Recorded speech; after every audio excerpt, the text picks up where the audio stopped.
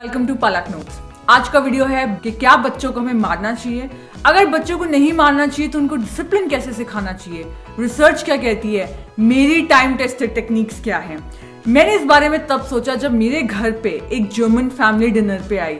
हम लोगों ने डिनर से पहले पूछा क्या खाओगे, Indian food. Germans love Indian food. उनका जो बेटा था 7 साल का, उसको इंडियन फूड का टेस्ट समझ में नहीं आया। उसने थोड़ी सी बाइट ली और बाइट लेने के बाद उसने खाना छोड़ दिया और उसके बाद वो डाइनिंग टेबल से उठ के जाने लगा। तो उसके डैड ने कहा this is what you are getting tonight. क्योंकि यहाँ का जो कल्चर है, जो माँ बाप होते हैं उनको हर तरीके का काम करना है, घर खुद साफ करना है, गाड़ी खुद साफ करनी है, कोई छोटा मोटा रिपेयर है, इंसान हर चीज अपने हाथ से करता है। तो उन लोगों को ही देखना पड़ता है वो टाइम कैसे सेव करें। तो उस लड़के के डैड ने बहुत पोलाइटली जब बोला this is what you are getting tonight, तो कैसे करके उसने करी नहीं खाई, बट समहाउ ही मैनेज्ड। थोड़ी दही ले ली, थोड़ी सैलड ले ली, सूखी रोटी खा ली, चावल खा लिए, but he obeyed his dad. मैं सोच में पड़ गई कि यार बिना किसी फोर्स के, बिना आवाज ऊंची किए इतना कहना मानना, ये हाउ इज इट पॉसिबल। जैसे डिनर खत्म हुआ मैंने फ्रेंड से पूछा यार आपने अपने बच्चों पे कभी चिल्लाए हैं? नहीं, जरूरत ही नहीं पड़ी है। मैं इस सोच में पड़ गई कि कैसे हमने बच्चों को डिसिप्लिन सिखाना है कि वो हमारी बात माने विदाउट स्पैंकिंग एंड बिना चिल्लाए। तो मैंने बुक्स एंड रिसर्च पेपर्स भी ऑर्डर किए ताकि मैं देखूं कि न्यू साइंस क्या कहती है। ध्यान से सुनो, मैं आपके सामने 5 से 6 रिसर्च पेपर्स लाने लगी हूं ताकि आप फुली कन्विंस्ड हो जाओ कि spanking what does it do to the kid, थप्पड़ मारने से बच्चे को क्या होता है। नंबर 1 रिसर्च पेपर ये कहता था कि जो बच्चों को बचपन में मार पड़ती है वो बड़े होकर मोर एग्रेसिव किड्स में चेंज होते हैं। The second study was a meta-analysis study which was published in 2016 from Dr. Gersoff, और उन्होंने 50 साल तक 1,60,000 किड्स को ऑब्जर्व किया और उन्होंने देखा कि जिन बच्चों को ज़्यादा मार पड़ती है उनको बाद में ज़्यादा मेंटल हेल्थ इश्यूज आते हैं। इसके अलावा यूनिवर्सिटी ऑफ ओटावा ने 2017 में एक स्टडी पब्लिश की जिसमें उन्होंने 5,500 किड्स को स्टडी किया एंड उस स्टडी के हिसाब से जो बच्चों को जब वो 2 से 3 साल के थे उनको मार पड़ी, वो स्कूल के अंदर वोकैबुलरी, मैथ्स एंड उनकी लिटरेसी स्किल्स दूसरे बच्चों से कम थे। जो लास्ट स्टडी मैं आपके सामने दिखाना चाहती हूँ वो है डिपार्टमेंट ऑफ साइकोलॉजी जो कि हार्वर्ड यूनिवर्सिटी ने की। उन्होंने बच्चों के MRI स्कैन्स लिए ब्रेन के, उनके सामने इमेजेस डाली। इमेजेस का मतलब कि एक ऐसा इमेज डाला जिसमें एक आदमी सैड है, एक आदमी न्यूट्रल है।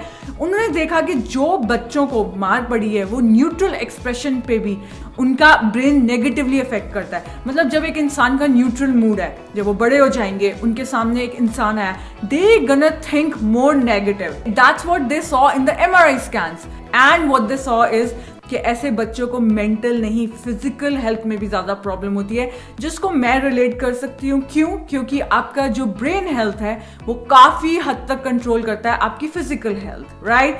सो I know now your mom guilt is on कि यार मैंने तो मारा है, इट्स ओके। अभी भी बच्चा 7, 8, 9 साल का है, यू कैन स्टिल लर्न, उसके लिए मैं हूँ। I know that mom guilt is right now on. आपकी गलती नहीं है, इट्स टोटली फाइन। गाइज इस वीडियो को ज़रूर शेयर करना क्योंकि मैं ये सोच रही हूँ कि क्यों हम इंडिया को भी फॉरेन कंट्रीज़ की तरह ऐसी कंट्री ना बनाएं जहाँ पे बच्चों को मारनी पड़ती है। अक्सर आपने वो जोक सुना हुआ है जब हिंदुस्तानी पेरेंट्स बोलते हैं तू इंडियन एयरपोर्ट पे चल, वहीं पे उठ के कुटूंगी तुझे। पंजाबी में बोलते हैं but now I know yes we spank kids in India and here foreigners do not spank their kids. वो चिल्लाते तक नहीं है। अब इस चीज़ पे बात आती है कि बिना थप्पड़ मारे, बिना आवाज़ ऊंची किए आपने बच्चे को कंट्रोल कैसे करना है। पहली चीज़, अपने बच्चे के दिमाग के अंदर घुसना पड़ेगा। अगर आपका बच्चा बाहर से कोई भी एक्सप्रेशन दिखा रहा है, कोई टैंट्रम दिखा रहा है या कोई चीज़ तोड़ रहा है या कोई दीवार पे पेंट कर रहा है या अपनी बुक्स फाड़ रहा है, maybe that kid need attention, maybe hungry, maybe he learned the same behavior from the friends. So for the time being जब भी बच्चा ऐसा कुछ करता है सबसे पहले अटेंशन तो हमें देनी पड़ेगी। दूसरे पॉइंट पे हमें ये समझना है कि हम क्यों मारते हैं बच्चों को। हम तब मारते हैं जब हमें लगता है कि बच्चों का बिहेवियर हमारे कंट्रोल के बाहर से जा रहा है, तो हम लोग एक शॉर्टकट ले लेते हैं उनको फिजिकल पेन देने का। बच्चा उस पेन में इतना डूब जाता है कि उसको ये नहीं पता है कि उसने क्यों मार पड़ी है। ठीक है, लेट्स से एक बच्चे ने किताब फाड़ दी, हमने थप्पड़ लगा दिया, नेक्स्ट टाइम वो किताब नहीं फाड़ेगा क्योंकि फिजिकल पेन से एसोसिएट हो गया। बट एक बच्चा ऐसी एक्टिविटीज में इन्वॉल्व हो ही क्यों रहा है, उस टाइम बच्चे की मेंटल स्टेट क्या है। एंड गाइस, पेरेंटिंग कब से शॉर्टकट होने लग गया? तो इसका मतलब हमें एज अ पेरेंट किसी चीज का शॉर्टकट चाहिए तो वो हमने बच्चे पे अप्लाई कर दिया। So how did it help? उस पर्टिकुलर एक्टिविटी, उस पर्टिकुलर शरारत को मे बी वो नेक्स्ट टाइम नहीं करेगा। मतलब 10,000 शरारतें जो बच्चा कर सकता है, इसका मतलब 10,000 बार मारेंगे। What help me was time out technique. Time out बहुत ही क्यूट चीज है। एक बार सोफी ने मुझे कहा, मम्मा ये मत करो नहीं तो मैं आपको थप्पड़ मारूंगी। इतना क्यूट लगा, मुझे हंसी भी आई, बट मुझे लगा यार सोफी ने तो ये मुझसे सीखा है, तो मेरी भाषा में बोलती है सोफी स्टॉप, थप्पड़ मारूंगी। So I have to replace it with better words. Then we started using the word called time out technique and Sophie भूल गई। न्यूरल कनेक्शंस बनते रहते हैं, नई आदतों की पुरानी आदतें भूलती रहती हैं। अब टाइम आउट टेक्निक में क्या होता है? Let's say she is jumping on sofa. First of all, I as a parent would never allow her jump on the sofa. For example, अगर मैंने allow कर दिया है, मैं पूरी लाइफ के लिए allow कर दूंगी। अगर मैंने नहीं allow किया है तो मैं नहीं allow करूंगी। तो let's say I do not allow her to jump on the sofa. Let's say she's still jumping out. तो उसको warn करने के लिए I can use a better technique. I can use better words like Sophie, you're gonna get a time out. Time out का मतलब बच्चा अपने कमरे में चले जा एंड कितनी मिनट के लिए उसको अकेले भेजना है, उसकी एज। अगर 2 साल का है 2 मिनट के लिए, 3 साल का है 3 मिनट के लिए। सो सोफी के केस में 5 minute she has to time out, but it's a good warning. The next was consistency, which is the biggest parenting learning for myself. Consistency का मतलब है, लेट्स से मुझे सोफी को ये सिखाना है कि अगर मेरा फोन बजेगा शी हैज टू एक्सेप्ट, कुछ मिनट तक बात करूंगी, उसके बाद I get back to her. Now what happen is, जैसे मेरा फोन बजा पहली बार, आई नो वंडर वुमन हंस रही है बिकॉज मैं उन्हीं से बात कर रही थी, and Sophie started showing tantrums. उन्होंने कहा अरे अरे आप बच्चे को देख लो। मैंने कहा नहीं, बच्चे को सीखना पड़ेगा। आई नो हम as a parents, as a mind डरती है कि हमें कोई जज ना करे कि अरे बच्चे को रोने दे रही है, but it's okay. She has to learn कि अगर मैं फ़ोन पे बात कर रही हूँ, मैं एज अ माँ कोशिश करूँगी मैं 5 मिनट से ज़्यादा बात ना करूँ, but she has to learn. So even if she is showing tantrums, मैं ये नहीं बोलूँगी यार इट्स ओके आप फ़ोन रखो मैं सोफी के पास जा रही हूँ। So she just took control where it was not necessary.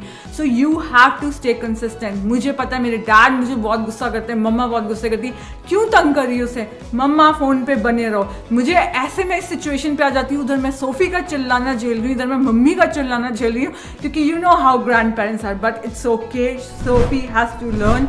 Now she has learned 5 to 6 minutes she has to play of her own. उसके बाद मैंने सोफी के टैंट्रम्स पब्लिकली कैसे डील करने शुरू किए। I started saying no diplomatically.